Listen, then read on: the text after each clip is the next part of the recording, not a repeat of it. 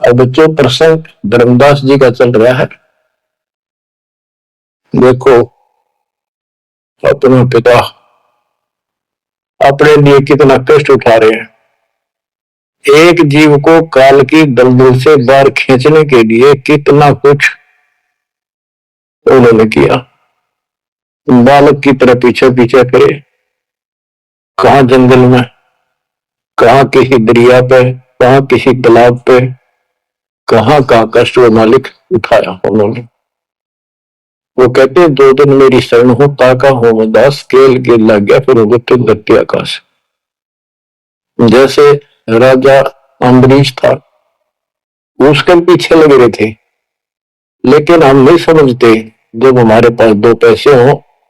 काल की छोटी सी राजा था, भगत बतेरा था, यज्ञ बहुत करता था, वह हो रही थी, पिछले संस्कार भी अच्छे थे।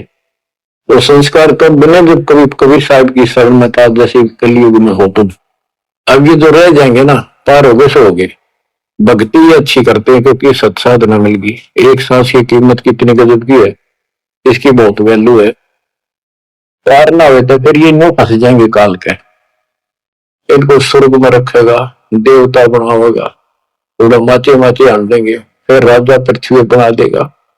पृथ्वी पा के फिर पिछले पुलों के कारण ठाठ तो होने हैं, तो भक्ति भी करेगी आत्मा, क्योंकि पीछे भक्ति की चास पड़ी हुई है इसको। तो भक्ति गलत करें जाएंगे, लाभ नारे हुए दिखेंगे। ये काल का भयंकर जाल है। मालिक फिर भी अपने बच्चे के साथ रहता है, फिर भी उनको राह दिखाने की चेष्टा करता है, किसी न किसी रूप में अपनी सच्ची भक्ति फिर से बताने की चेष्टा करता है। मानते हैं ना मानते वो अलग बात है। फिर राजा जनक हुआ अम्बरीश का जीवन पूरा करके, राजा जनक का पूरा करके फिर स्वर्ग गया। स्वर्ग में जाते समय लूट लिया काल ने। बिना विवेक वेख जो धारा प्रयोग करते सो भी बिना विवेक के नाश करते हैं। दया भाव दिखा दी, वो अपने पुण्य दे दिए, और फिर नंगड़ होकर पृथ्वी पर आ गया। सारे पुण्य खत्म कराया, आधे आधे ऊपर स्वर्ग में भोग लिए, और फिर पृथ्वी पर आ गए। पहले राजा था 2 जीवनों में, राजा अम्बरीश वाली आत्मा, अम्बरीश राजा, राजा जनक सीता का पिता। और फिर भी आत्मा बाबा नानक बनी, खुद नौकर लगा के नुआव किया। जब इस स्थिति में आ गया, कभी हैंड टू माउथ हो गए, तब दाता फिर मिले अपने बच्चे को। फिर वह दिखाने की चेष्टा की, खूब वाद विवाद किया। जब आंखा देखो तो मानो, आंखा भी दिखाया जब जाकर माना। बच्चों ऐसे आज आपके साथ खड़े कर रहा दाता देख कहां से के होने लग रहा है, भी तुम नहीं समझ पा रहे। What is this? इसका नाम है कबीर भगवान। इसको कहते सक्षम समर्थ और महात्मा। बच्चों यहां देखो मालिक ने कैसे अपने बच्चों तक संदेश पहुंचाने लग रहे।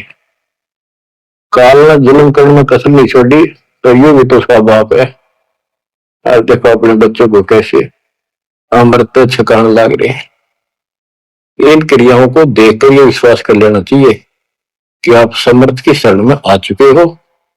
द्वार धनी के पड़ा रहे, धके धनी के खाओ, 100 का धक जोड़ी पर द्वार छोड़ जाओ। तुम इतना जरूर कर दियो, और कुछ ना बने तो इतना रहियो, मालिक की शरण से दूर मत हो। चाहे दुखी दिखो चाहे सुखी दिखो, एक आपका सतलोक में अगला कदम है, बस नथिंग एल्स। दूसरी बात नहीं है। पर होगा उनका जो मर्यादित रहेंगे, समर्पित रहेंगे, तन मन धन सब तेरा। ये कहे से नहीं करना होगा। काल जाते आज ले चलो दाता, रखियो अपने चरण में। तो बच्चों फिर जब तक चाहोगे तब तक जीवन दे देगा आपको, जब तक चाहोगे। लेकिन अंत में कैसा आप पे प्रेरणा हो जाएगी आपको, और आप ही कहोगे दाता ले चलो, बस बस बहुत होगी। तो कहते हैं जीव इतना जोखिम नहीं, मरा जो निशंक मरे, परमात्मा कहते हैं। तो वो हमारा मरना नहीं होगा, हम तो मेले से जाएंगे। शरीर छोड़ा कहां चढ़ी, पक्षी उड़ा आकाश को चलते कर गया बीट, ये तो वो है बच्चों।